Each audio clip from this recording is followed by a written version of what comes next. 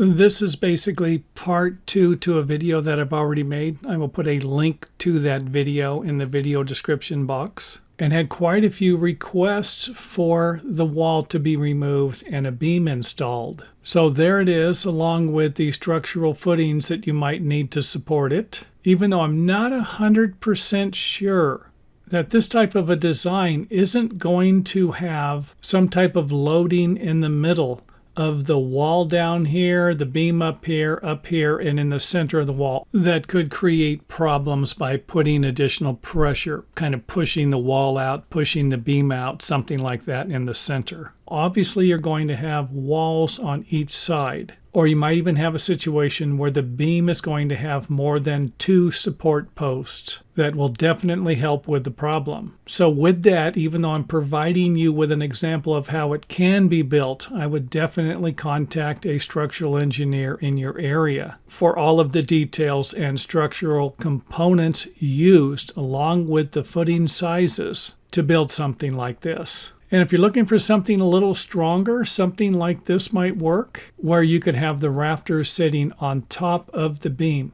This design here will allow you to connect the rafters that are going to be 4 foot on center. Keep in mind that the framing studs are going to be 16 inches on center. And if you go 2 foot on center for the roof rafters, every other rafter is going to connect to a framing stud.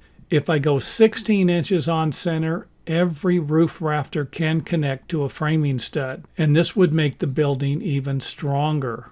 And of course, something like this is going to require a heavy-duty concrete foundation, along with the possibility of using 2x6 or even 2x8 wall framing studs. And you might be able to get away with using 2x4 on the shorter side of the building. I'm not happy seeing a 2x4 go more than 12 feet in height, even though some people don't want to see them going more than 10 feet in height. And again, that would be something that a structural engineer in your area might be able to help you with. And of course, you will be nailing the rafter to the wall framing stud, maybe about 10 nails to connect the 2 boards together, along with the blocks that are going to be shaped. You're going to have shaped blocks on the top so you can get better nailing for the roof sheathing. And of course, you're going to be able to nail these blocks into the framing studs and the roof rafters, and toe nail the roof rafters to connect them to the beam. Maybe 2 nails on one side, 1 on the other side to build something like this. Let's go ahead and take a look at the bottom. You could always shape the bottom of the blocks. However, I don't think that's going to be necessary, but I would definitely shape the blocks on top if you can, because it's going to provide you with a better connection